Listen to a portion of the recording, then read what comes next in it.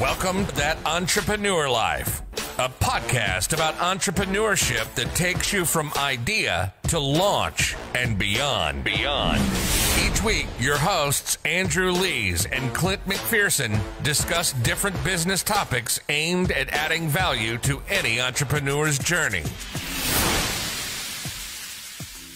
All right. Welcome back, everyone, to another episode of That Entrepreneur Life. I'm Andrew Lees, and I'm here, as always, with my co-host, Clint McPherson. What's up, brother? Not much, my man.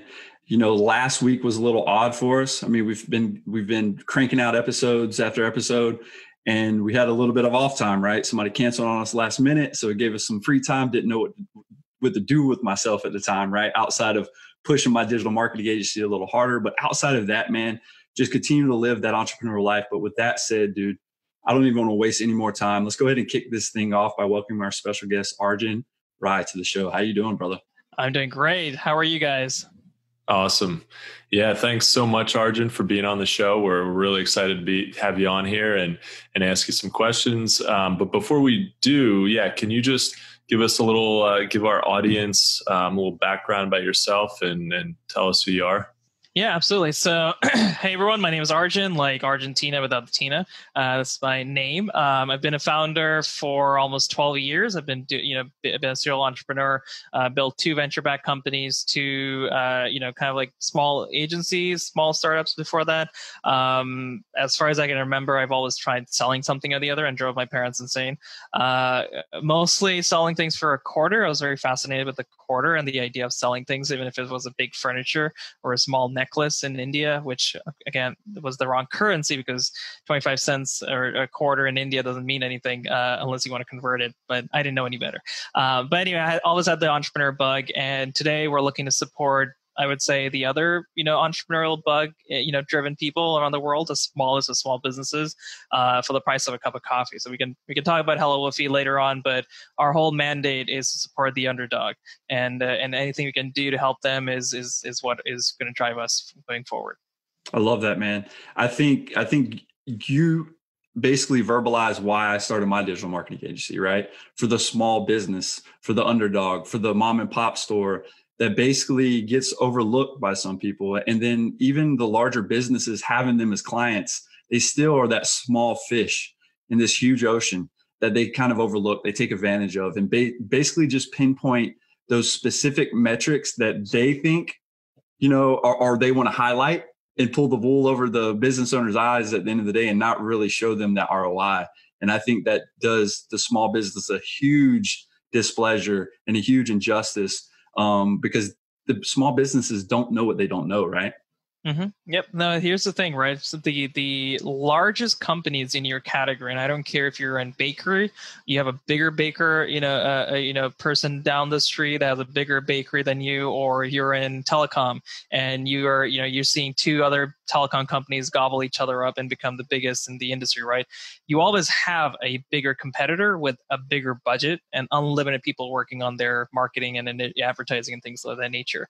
Well, that's great, but what about the underdog marketeer that's just getting started, right? They're not making 6 figures, they're making 5 figures. So they're inching up into 6 figures, getting into the 7-figure market. They don't, like you said, they don't know marketing. They don't know advertising. They know how to make a great cake and have, people running after them to, make the cakes for them for, whatever they need, or small businesses, the carpenters of the world. And they don't know how to do social media marketing. And so we were like, we need to help all of these, individuals with a product that kind of uses artificial intelligence to take over the grunt work so they can focus on what they enjoy, which is running their business and doing all the storytelling. Not about, how many posts they can crank out, how many hashtags are being used, which hashtags are being used, who's designing the graphics, where are the graphics, what hashtags will go well with the graphics. It's almost like, if you want to go from New York to San Francisco, you just want to get to San Francisco, right? You don't want to have to build a car, make sure the wheels fit, make sure the tires are on. You just want to go there. And if you have a Tesla, which is what we kind of compare ourselves to, which has autopilot, you could just read a book on your way there and get work done. So when you come down to it, and you did mention it briefly, but this is our first official question that we want to really kick off. You being the founder of Fuelbright, which was a digital marketing agency, I think back in 2012, right? to where you are today as a founder and CEO of obviously multiple companies, but HelloWoofy in general. Can you take us back to where your entrepreneurial journey started, and what is it about entrepreneurship that keeps that fire burning within you, man? Yeah, I'm also, I would say more than anything, I've always been an inventor. I've always wanted to build things with electronics, with, wood. There was a teacher, his name was Mr. Kraskowski in 8th grade. He got me into, carpentry essentially. And I still do carpentry today. I have a whole bunch of inventions in the living room. I have like a projector on a rail that I can, go from 150 inches to 80 inches of screen size. I have a self-cleaning litter box for my cats that, has motion detectors inside, has HEPA filters on the other side, and has a leather seating on top. And as soon as you open it, lights turn on. And so the cats can see where they're going.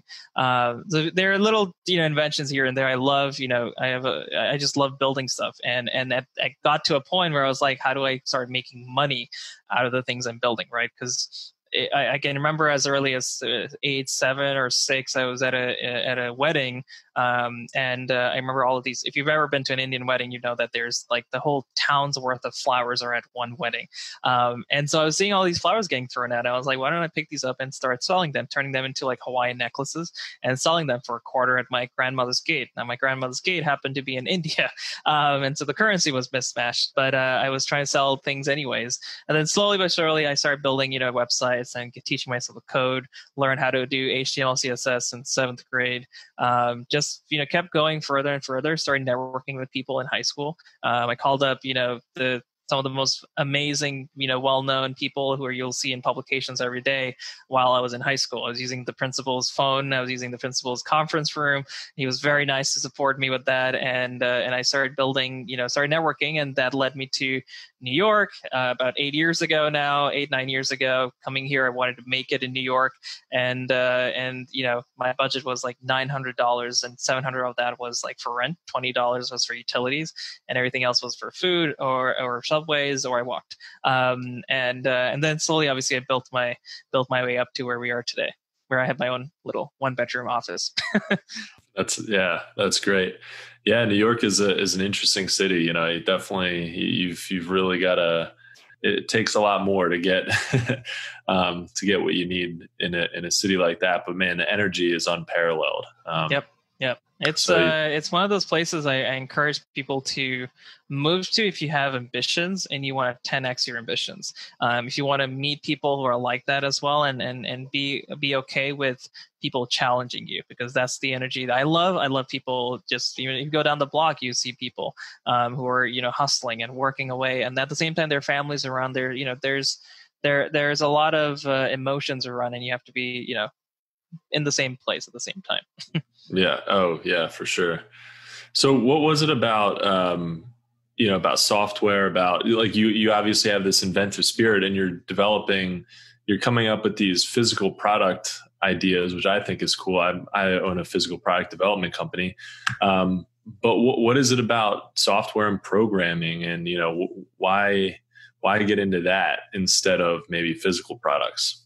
Yeah, so the benefit of this is that you can get a lot of support from investors and tech companies like Google and Amazon in terms of server credits and things of that nature. Scaling up is very easy in terms of software. You could build a simple web app. I mean, you could be a TikTok, for example, a simple app, and all you need is just more servers. When you're doing, as you know, when you're doing hardware, you need molds. If you're doing 3D printing, you need the 3D printers themselves. And you need not the small ones, but like the big ones. You need insurance. You need people here in the U.S. Our team is distributed across the world. So there are a lot of benefits of building a software company. And the most important one is that your customers could be anywhere in the world. You could be anywhere in the world, and making a dent in the universe, essentially, without having to set up all of these fixed costs from the get-go. Now, that's not to say you shouldn't, I would never do a hardware company. I would probably do a hardware company at some point. But today, we're building artificial intelligence, and we're building it into social media and marketing in general. That's a very online-driven community, a way of marketing a business. So we're not printing flyers right now, or using AI to print flyers, or mailing mailers, if you will, back in the days. Remember those coupons you used to receive? Where we might use AI to optimize the perforation along the sides, but we'll maybe later on. Yeah. People are still printing things and shoving them in newspapers for some reason. I'm not sure who's reading that stuff, but yeah, I think if you're keeping up with the times, you're definitely moving online. And I love how you're integrating AI, because I think AI is the future. Not everything will be automated, and that's not the point. But there's so many things that you look at where it's just like, that should be automated. I don't want to spend any more time doing that. That should be automated. And if you look at the advancement in technology throughout history, we've made advances. Every time we make an advancement, like I have CAD software that I use to design products, and it's not using, it's at least what I use right now, it's not really using AI, but there's all these things that make it a lot easier. But that doesn't mean that, what that means is that we can do more complicated and bigger scope projects faster, so that just helps the advancement of everything. It's not like, oh, we just get everything done in 2 seconds now, and like, what else is there to do? It just helps us progress. And I love space and conspiracy theories and things of that nature. If you know a guy named Michio Kaku, he talks about how we're how there is a type 1 civilization, there's a type 2, there's a type 3 civilization, right? Everything you just said in terms of like progressing forward, Andrew, is exactly what we're trying to do, is inch towards a type 1 civilization, which is doing more complicated things faster, doing more complex things, with less resources. And so we can do those things across the world, not just in the most developed countries, but, in every country across the world. And so I do believe we're going to be living a Star Trek kind of world. If you take the sci-fi aspect and the sci-fi aspects, fantasy aspects out, it's a very interesting way of running a globalized planet and a government system, right? Where everything is unified and people are very much focused on meritocracy. They're focused on what they can put into society and what can come out of it as a benefit. And so we'll see how society melds together. I mean, if you take a look at that 200 years ago, you would never imagine countries working together. Today we have the United Nations. Tomorrow we might have Starfleet. We'll see what ends up happening. But it's the entrepreneurs who are going to do it. They're the ones who figure things out. I mean, take Elon for example. There was a video I was watching online. He was in 6 years for under $1 billion. He was able to get humans from Earth to space and back safely. Right? That's incredible, and it's a reusable rocket. If NASA, so there was a thought leader at NASA, an expert, and he said it would cost us 12 years and $26 billion, and that was like the expert opinion. And the guy on the video, I forget his name, he was talking about like, you could just leave it to an entrepreneur. They will figure out how to get there and actually have fun and have fun. Right. That should be part of it too, and I think part of that is the scrappiness of an entrepreneur. When you start something from scratch, you know how to use every single dollar as efficiently as you possibly can, because you don't know where the next dollar is coming from necessarily. And if you just are, I think it would be easy to be, let's say, doing marketing for a huge corporation. You just walk in and they're like, hey, your budget is $10 million this year. What can you do? It's like, can do a lot with $10 million. That's easy. There's no challenge to that. Right. So, but there's a challenge in figuring out, how do I take, $1, turn it into 10, and just keep scaling up, putting money back into the company without cash starving it, but also supporting yourself and doing all these things, being super creative with money. And yeah, I think that's what gives entrepreneurs that advantage over, there's no time for complacency. So I think that's a cool point. So you've launched a bunch of SaaS companies and, or several, and you're working on, obviously you're focused right now on HelloWoofy. A lot of tech companies out there are sort of running right towards venture capital, or, maybe they're starting with angel investment and then they're working their way up to venture capital. Have you gone through that process at all with any of your startups? And what's your feeling on that versus maybe bootstrapping? So I always like to say if you're getting started, the best that you can do for your business in terms of valuation or in terms of even figuring out if it's worth your time or if it's worth your the person you're talking to who might be a customer and their time, because you want to make sure that the solution you're building is helping them, it's making you money, and if you have investors, increasing value of the brand or the company itself over time, right? So if you don't have an MVP and you just have a PDF with an idea. In fact, you might not even have the PDF. You might just have an idea in your mind. That's not helpful to anyone because other people can't visualize it. Other people can't invest in it because you may have not even incorporated. So there are a couple of elements of things you need to do before you can get into raising capital. And you're talking about angel investment and venture capital.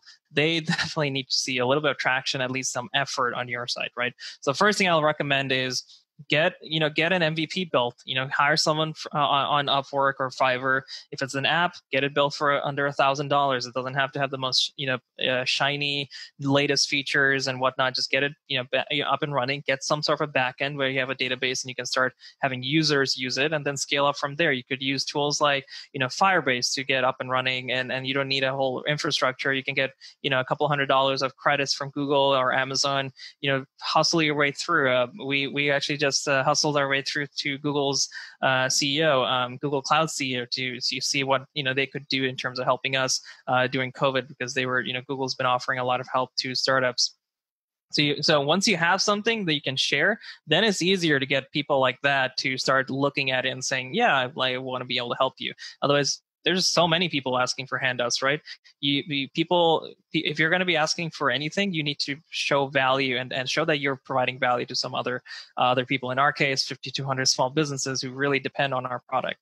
So that's not one thing. Now, once you have that ready to go, start networking. In fact, before that, start networking with potential investors and start telling them that, hey, I'm working on this. I'd love to keep you updated over the course of 6 months. And in the 6 months period, you should have done your customer discovery. You should have gotten your MVP up and running, your business deck. Of course, you should have incorporated as well. Get all your IP and legal stuff taken care of. Use LegalZoom, and then once you're more established, have a really experienced lawyer take a look at what else you could be doing to make the foundations even stronger. And then at the end of 6 months, then start saying, this is what I've done.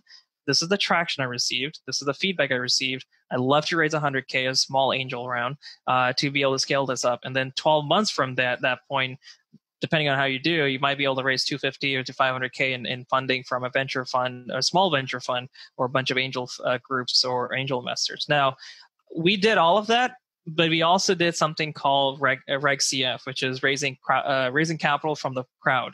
And so if your audience may have heard of Republic or Start Engine and WeFunders, Seed Invest, these are great platforms to raise capital for your brand if you have a community. So in our case, we have a very loyal, excited community of small business owners, the smallest of small businesses. These are virtual assistants, freelancers, gig economy workers, mom and pop stores. These are people who, love storytelling and they love talking about their brand. And that's the kind of following that end up investing in our first campaign at the end of the beginning of this year. And we just launched another campaign about, 2 months ago. And in both campaigns, we've had customers invest. So if you can imagine 20 years ago, people putting $100 into Microsoft, they would have done a lot, they would have done really well, right? Because they were users of Microsoft products. They couldn't invest in the company back then. So we're kind of taking that mindset so once you're done with that, the 12-month period, then you're at a stronger position to raise additional capital. And Reg CF platforms will love you at that point because you have, institutional capital, you have traction, you have people backing you. It's a lot better story than saying, hey, I have an idea, invest in me. Mm-hmm. Yeah, exactly. What do you think about programs like Y Combinator and Techstars, or how familiar are you with those kind of things? Have you ever looked into them, or what's your feeling on those?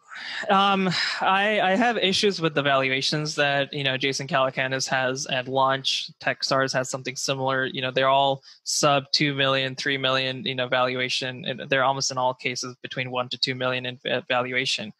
They say they add a lot of value. We've been through one accelerator and it was a complete waste of time. We're in another accelerator right now, which is actually interesting. They have a different model. in terms of the way they operate. And so far we love them. It's called New Chip out of Austin, Texas, and we love their model. We love how excited they are about our story and everything. So it just depends on in terms of where you are and what stance you are. Like getting Y Combinator, even to put $1 into your company, pretty much puts a stamp of approval, where Sandhill Road will come after you and try to put in more capital in order to follow on, right? But if you have a Techstars, which is kind of diluted in my opinion at this point, because they're everywhere and anywhere in terms of they'll partner with anyone and have a co-branded accelerator across the board, I would probably look at accelerators that are focused on your niche. If you're talking about hardware, right? Bob Greenberg partnered with Techstars, and now they're doing their own thing with RGA Ventures. They have their own hardware, start accelerator. Start going into more niche organizations that can provide value, but also connections, and they're not so diluted across the board. One of the accelerator we went to, not only was it not a great experience, but they ended up spreading themselves so thin across the board that they were not adding value to at least our company. I don't know about any other of the other startups, but you want to go with less is more, and go along that route. But also take a look at the terms and conditions of the investment. You have to be very careful of what they're providing you, what terms they're providing you. You definitely have a legal counsel take a look at it. What valuation you're getting, if you're taking a certain amount of funding on a convertible note, what does that mean, and how do you at the end of the day, are you left with a lot less equity than you thought you might be? Yep. So common shares versus preferred shares. You want to see if they're you're giving them the right to invest in the next round, in which case it's great you're getting more money from the same investor, but that means they're also owning a larger portion of the cap table, unless they're just putting in money to keep it at the same level in terms of preventing themselves from getting diluted. These are all things you can, I would encourage your audience to take a look at online and start Googling and researching and finding real venture capitalists who are talking about these things. I mean, one of my favorite investors is Brian Cohen, and he wrote a book called What Every Angel Investor Wants You to Know. Read it over and over again. If you want sales help, read Grant Cardone's book called The Closer's Survival Guide. If you want hacks on sales funnels and building a community, take a look at Traffic Secrets or Expert Secrets from Russell Brunson. Those are probably my 3 favorite books that I'll mention right now, just off the top of my head. I love the knowledge that you're just dropping down on our audience right now, man. I know, guys, if you're not following what Arjun is saying, you're going to have to listen to this several different times, because I know we're talking fast and we're going through this because we have some knowledge around this, but he's not talking out of his ass right now, guys. He's been through this. This is why I'm so passionate I was so passionate to get you on and reaching out to you, just because I knew you were going to bring this to our show. So guys, like I said, if you're having trouble following what we're talking about, just take action on it, right? Start doing your own research and just listen and break down each thing he's telling us, because again, he's been there and done that. So brother, I know, and we've already touched on this a little bit, that your mission is to support small businesses, right?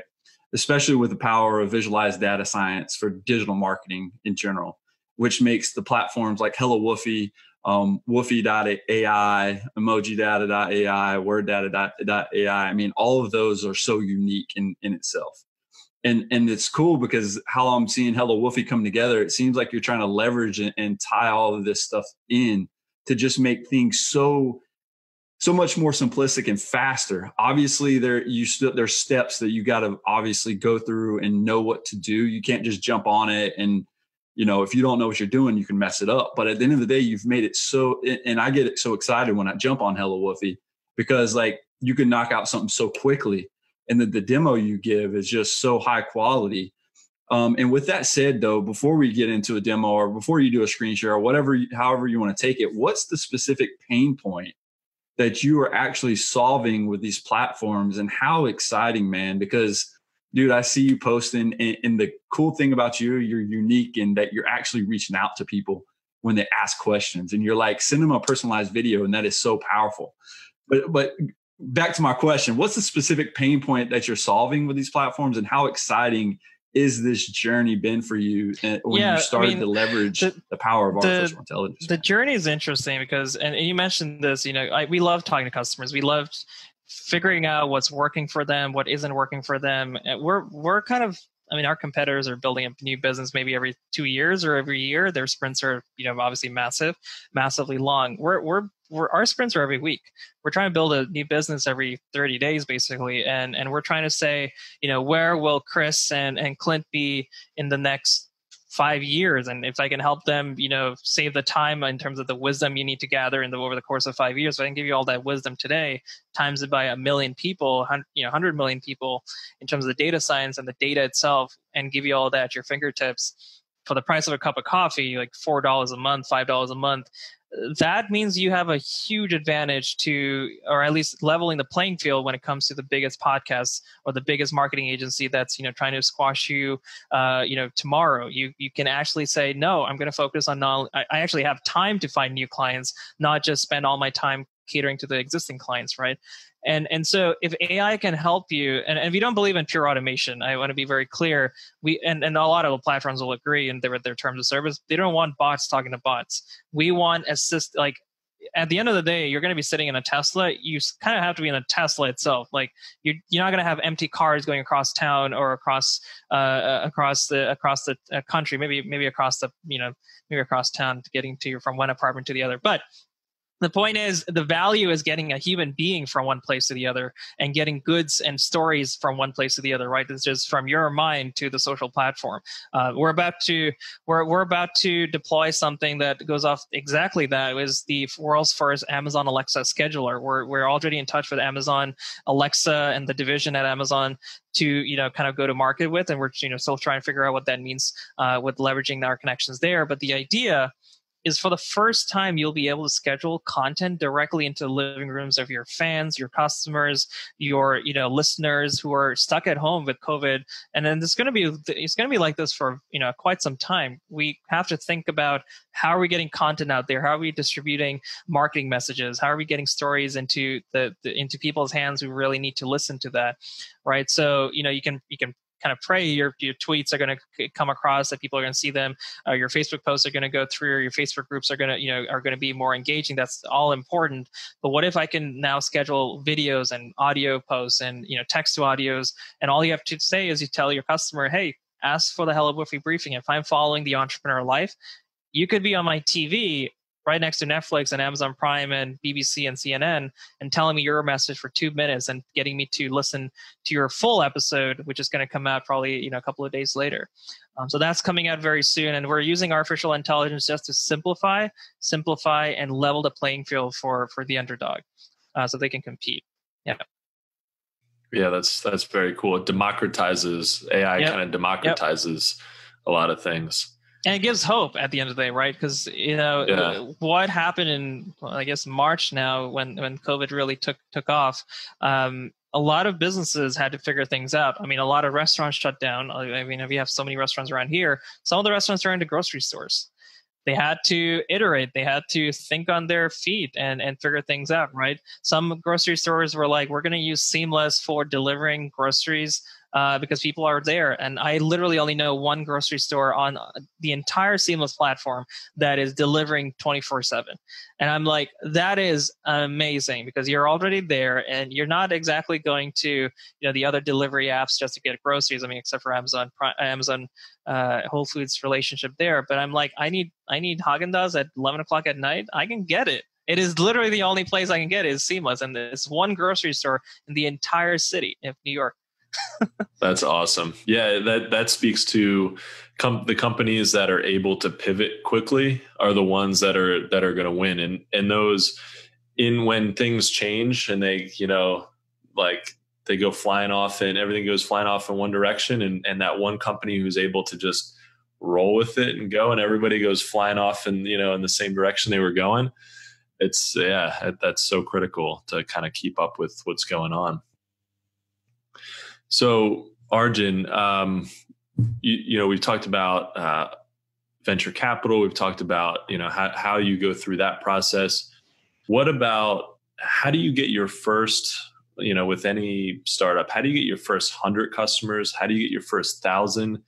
And what's your growth mechanism? What's your growth strategy? To to scale your businesses from nothing to something, and then to, to a 6, 7, 8-figure business? Sure. Yeah, no, I remember the early days. I was, reaching out to people on, freelancer platforms and saying, "Hey, we'll pay you because we want to make sure we're doing good by their standards and the platform standards." Where we were paying the minimum fees on, the freelancer platform, and saying, "Hey, would you just give us 10 minutes of your time? We'll pay you X amount as a customer discovery." And about, I would say, 70% of them ended up signing up for the first version of whatever we end up building, which is the iOS version of the social media scheduler. And so that was a lot of hustle, right? We were looking for social media marketers. We were looking for, bloggers. We were looking for content creators. And we hit up as many as possible. And we probably had about 25, 30 or so that signed up and started giving us feedback. And a lot of them are in the Content Masters Facebook group, which is great because they've seen how we've, iterated over the last 2 years. So that was, but of course that's not scalable, right? Because you have to manually do it. You scale up. We actually, you're talking about like raw, sorry to interrupt, but you're talking about like raw outreach, right? Exactly. Just manual reaching out to people. Will you purchase this? Will you be an early adopter and give us feedback?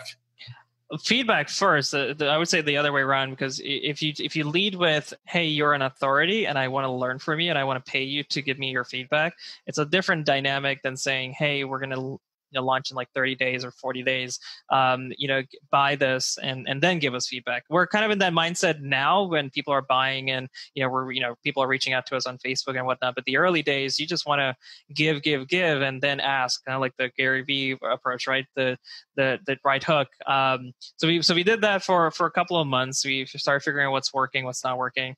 We iterated, we changed from the iOS app to a desktop app. We had to gut the desktop app and restart from all over from scratch, because I had to, figure out that we had a lot of technical debt. We had we had to let go of people, including my co-founder. So that was interesting. We had 12,000 left in the bank, and we had to basically build a new company with 12K in the bank. And I mean, that was like 4 months of burn left. So long story short, we did that, and then AppSumo called us up and they were like, "Hey, we've heard about your company. We'd love for you to launch with us. Would you like to launch?" We launched with AppSumo towards the end of November of last year, basically December. And within a couple of weeks, we had done about, I would say, 20 to 30K in revenue. We ended the partnership with AppSumo around February or so, and we've done since then on our own, we've done about $162,000 in revenue, and we're on track to doing about 300, 250 by the end of the year. And in the midst of all of this, a lot of things happened. We had to, like I said, we had to build a new company. I lost my mom just 2 months before the AppSumo deal launched. So it's interesting. It's interesting how entrepreneurs just have to keep crushing it. We have to keep moving forward, and no matter what happens. And I've been very blessed to have a girlfriend that supported me as well. Between her and me, we put in about 170K into the company on credit cards and savings and cash and whatnot. And we never knew if we were going to see any of it back. But obviously, this year we're going to do a little bit. Yeah, we're gonna kick it out of the ballpark. Yeah, man. Well, with that said, man, I think this is a good point right here where we can transition to some screen share and to show our listeners are actually going to be viewers when we put this on YouTube, what HelloWoofy is all about, man. And how just like his sign says behind him, we have a lot of respect for all the companies out there that are social media schedulers. When Tesla was being built, they definitely knew that there was the Fords of the world that had huge legacy, the Chevys of the world and whatnot. But at the end of the day, if they're kind of stagnated, they're doing a disservice to the industry. And so we came out and said, enough is enough. We need to build products that are for marketers, built by marketers. You wouldn't give a chef a blunt knife, but if you take a look at a lot of tools out there, they tend to be very engineering. They tend to be very linearly designed. And who's using it at the end of the day? The most creative storytellers, the most creative, visual-driven marketers, and they're like, this is not speaking to them, right? So in our platform, what you'll notice is there's a lot of white space. We wanted to make sure that you had the ability to think almost breathe thinking, if that makes any sense, be able to think out loud of what you're going to be doing in the platform in terms of storytelling. Everything is also color driven. So for example, once you upload all of your content into the library and subdivide it into categories, one could be food related content, motivation tips, tips and tricks for, business owners, whatever those categories would be, you can then launch campaigns, and those campaigns on the calendar will be shown in purple, indicating your long-term strategy. So for example, if you want to post, let's say if you want to post every Monday, Wednesday, Friday, as a pattern, we want to do it every Monday, Wednesday, Friday, we can turn on pattern schedule, which is on the top right. And you can be like, okay, we're going to run this campaign for, let's say, 2 weeks. So let's go ahead and say, when do we want to end this campaign? We'll end it on, maybe the following week on the 5th. So we pick the 5th. And so that's 6 days, 3 days this week, 3 days next week. We'll call it the Entrepreneur Life, motivation, quotes. We'll choose our social media platforms. You can do, Facebook group, LinkedIn, Twitter, Instagram, TikTok, whatever that may, whatever, suits you. We'll choose 9:30 in the morning. We'll choose motivation category. As you can see here, there are 10 pieces of content. We only need 6. And we'll have repeat same content turned on. And as soon as you click save, it'll automatically schedule it for you. And you can move those posts around individually, just simply using your finger or your cursor when you go into the calendar. The other cool thing is when you create single posts, those are your short-term, ad hoc posts that you're posting. What you'll notice immediately is that as soon as I'm typing, it's giving me recommendations of words and sentences I could be saying, or, if I'm saying, I love you. There you go. I love you. Of course, we love you, Clint and Andrew, and my coffee, right? So you can go ahead and complete that sentence there. Based on what I've typed in so far, it'll then give me emoji recommendations below, because at the end of the day, we want to make sure that we're using the right emojis. And emojis are shown to drive significant, huge uplifts in engagement. So if you don't take my opinion, take a look at Adobe's research article, right? 58%, 44% uplifts in engagement. People are willing to buy more and be more trusting in the brand or the creator when they see emojis. The only issue is that there are 3,000 emojis. So it's nearly impossible to figure out, unless you have an entire team to figure out which ones are irrelevant. And so we actually figure out which ones are actually being used around the world in real time. So this is to show you almost like a stock trading symbol, right? When is the stock being traded, and who's, which stocks are being used the most? And so you can make a data-driven decision. And then once you're done with that, optimizing your emojis and whatnot, click on the purple dot, and it'll start finding images that are going to be relevant to what you enter so far. So let's find some coffee-related images. There are GIFs in here too. Based on what you upload, it'll then try to figure out hashtags for you that are going to be relevant. So it'll be probably caffeine and coffee and things of that nature. There we go. Coffee, it's a latte, caffeine, cafe au lait, and we're good to go. These are all my hashtags. Now, if I want to take an article, maybe I want to take the podcast itself when it's put up on the website, we can basically paste it in, and it'll start reading the page and giving you recommendations of quotes you could be using. Paste that quote in there. It's about online communities. It's about emojis. If I want to translate this into German, I can translate it in German as well if I wanted to. So the point is, it's a 24/7 agency right at your fingertips. If you're an agency, this gives you 10 times the ability to do more and get more clients, because you're not getting inundated with the grunt work that goes into doing the very little things, the grunt work that goes into posting. Now, when you're in the library, the other cool thing is when you upload graphics with words in it, like a quote or an advertisement. Here's an advertisement here about the Amazon Alexa schedule. There's a little paragraph on the top left. It'll literally transcribe everything from the image into text for you. So everything I'm highlighting was directly transcribed from the image on that little image over there. And then all I had to do was add emojis, add a couple of hashtags, and I was good to go. And then we were like, why don't we take this even one step further? Help a small business owner automate an entire blog post using the autocomplete technology. Allow them to upload it to their Medium account, to their WordPress account as a schedule. So you can actually schedule when to post it, and then automatically follow it up with a social media post to promote it. But then we took it one step further. We built a Google Chrome extension that allows you now to not only schedule and add content from anywhere on the internet through the 2 buttons that you're seeing here, but now imagine being able to autocomplete anywhere on the internet as well. So you can see here, I'm in Medium. I'm no longer in Word in HelloWoofy. So we have these lights blinking every time we have a new subscriber or a new sale. So that's what that just happened. And then it could be like, I love you and my coffee, for example. Same example. Double click, switch it out. Double click and switch it out, and you're good to go. I have to say just real quick, man, this is a feature that I'm stoked about because I've been using the heck out of it on everything I've been doing. Yep.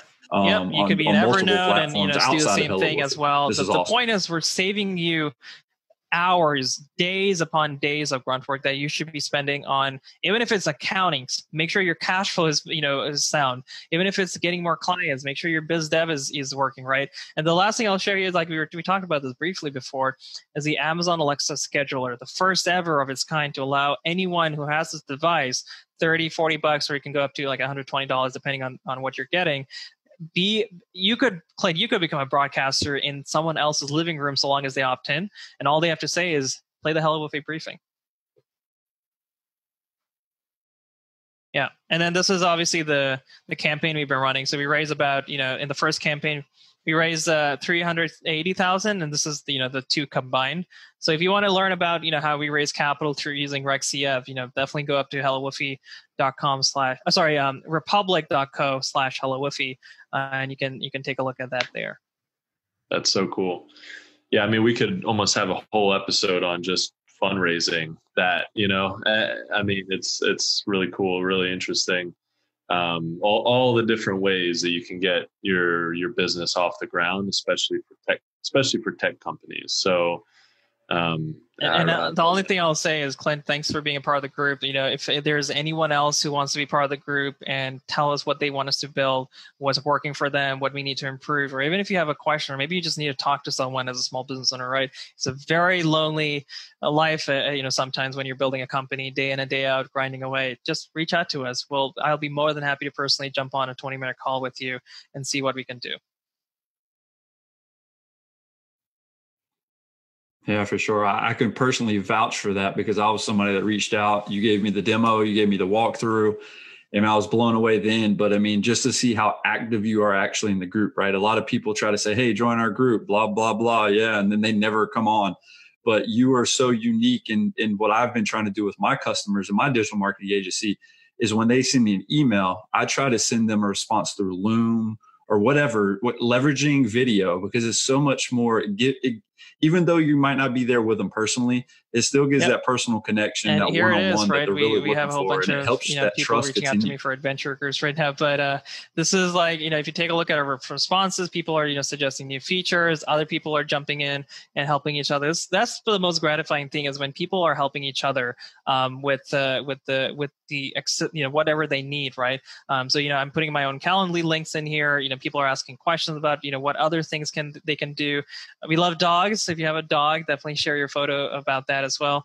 This is what Clint's talking about. Me posting videos and being very much engaging with individuals. So it's just be human. That's at the end of the day, just be human. And this is kind of show you our traffic. This is kind of where we've in the last 2 months or so, we've definitely grown very, very significantly. 16,000, probably more than 16,000% now. But that's wild. That's how you get to where we are. And that's the thing. It's so to get there, are you doing any paid advertising or So we're doing about 40% of our revenue is coming from paid, and 60%, 55 to 60% is coming through organic, which is another thing we can talk about probably as a follow-on, is making sure that your content is ranking really well, that you're on every profile, literally everywhere, and you're optimizing every profile for ranking, right? We noticed that HelloWoofy did a lot better than just Woofy. We changed everything to HelloWoofy, and so we don't have to compete as hard for ranking on HelloWoofy. So if people search for our brand today, we come up we already know the analytics. People are searching for Hello Space Woofy or HelloWoofy together. That's it. That's like the top 2 searches in Google when people are looking to reach out to us. Not social media, best social media platform, things like that. People are very much ingrained, and someone's telling them either through word of mouth marketing, or they're hearing about us through Facebook groups. Other people are referring us. Our majority, that's why we're doing so well organically, is because people are searching for it that way. Okay. So yeah, people are searching direct for your name, which means that they've seen you somewhere before, right? They've either seen an ad and they kind of get around to checking you out, or word of mouth, which obviously is the most powerful thing. If you can get people talking about it, even just get one person to refer two other people, you start doing the math, and that's what gets numbers like I think what you're looking at. Yep, So absolutely. cool. And you just have to be authentic. Like, it's not just about cranking up numbers, it's about making sure you're delivering to each and every one of those customers. Exactly. Yeah. Arjun, I appreciate that, man. That was so informative. And again, like you always deliver in those times right there. But with that said, man, through your entrepreneurial journey, we got a few more questions before we wrap this up. But from the highs to the lows, everything you've experienced, from founding multiple companies through your journey, man, what has been the most difficult part about everything? Just staying sane. Staying sane and positive. I'm like the ultimate optimist in terms of like any situation. I always try to spin it up. I was just talking to my writer, and she had written down, make sure you're solving problems for your customers. We have a blog post coming up that we're working on in terms of how you can build an engaging community online, right, and through Facebook. And one of the things she said just briefly is make sure you're solving problems, which absolutely makes sense. But then I was like, I'm the ultimate optimist. Let's say, make sure you're providing solutions. Make sure you're providing, a better way out. The light at the end of the tunnel. Don't tell them that you need a flashlight. Just literally just light up the entire tunnel and navigate them to the end. To get them out of wherever they're looking to get out of. Whatever situation. So it's things like that, and I drive my girlfriend insane all the time. It's like I'm always, besides the cat jokes, I'm always saying, how can you spin it another way? And spin it in such a way that people are just walking away with this positivity. So that's probably the most important thing. The book, The Secret, if you've never heard about it, from Rhonda Byrne, which is based off another book called Think and Grow Rich by Napoleon Hill, kind of talks about mindset. And I think that one of the things I'll tell you, even before you do anything, control your mind. Be able to get that in control, because you could be your best friend or not, in terms of no matter what you're going through. And so I do recommend reading those books. The Audible or the audiobooks are great, and that'll be the foundation. Yeah, that's awesome. Well, as we wrap up this episode, if you could only leave our listeners with one piece of advice, what would that be? There was a question someone else asked me a couple of weeks ago on a podcast, and he was like, what is the smallest decision you've made that has had the biggest impact? And I love that question, because I said, just going to a networking event where my investor needed a photographer because his photographer backed out last minute, and he knew I had a great camera, and meeting my girlfriend, and then being together for 3 years, and through the ups and downs, and her having her support me and everything. So I would say the one tip is finding the right people. Unfortunately, the co-founder I had, was a 6-year friend. Had to let him go. He wasn't ready for the startup life. He wasn't ready. He didn't have the experience. And what I thought I needed, I just had to crank it out on my own. I had to stop listening to the investors who never invested anyways, of saying that you need a co-founder, you need this and you need that. I was like, no, I'm going to grind away. I'm going to do 2 jobs, basically not sleep for a year and a half. And I mean, that's basically how we've gotten to where we are today. And I've tripled my investors' money in the last, few months or so. And it just shows that you don't listen to BS. There are so many investors out there that will invest in you. Disregard the ones that are telling you so many excuses. You'll find the right people. And that's as true as for personal life as it is for your business life, or just in friend circle. Yeah, I totally agree with that. Yeah, the people that you surround yourself with are massively important, and you know best, what you need for your business. So, and yeah, sometimes it does. You got to let people go. I've got a product-based business that there were 3 of us. Now there's 2, and it just happens, So, but yeah, that's awesome. I love that.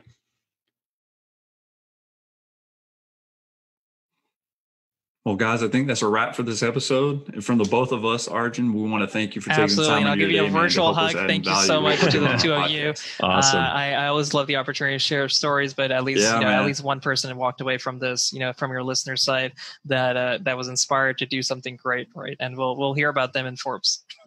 For sure. Yeah, absolutely. Yeah. I love that mentality. And it was so great to talk to you. We'll definitely have to follow up. And this conversation sparked more questions. So, we'll definitely stay in touch, man. But absolutely.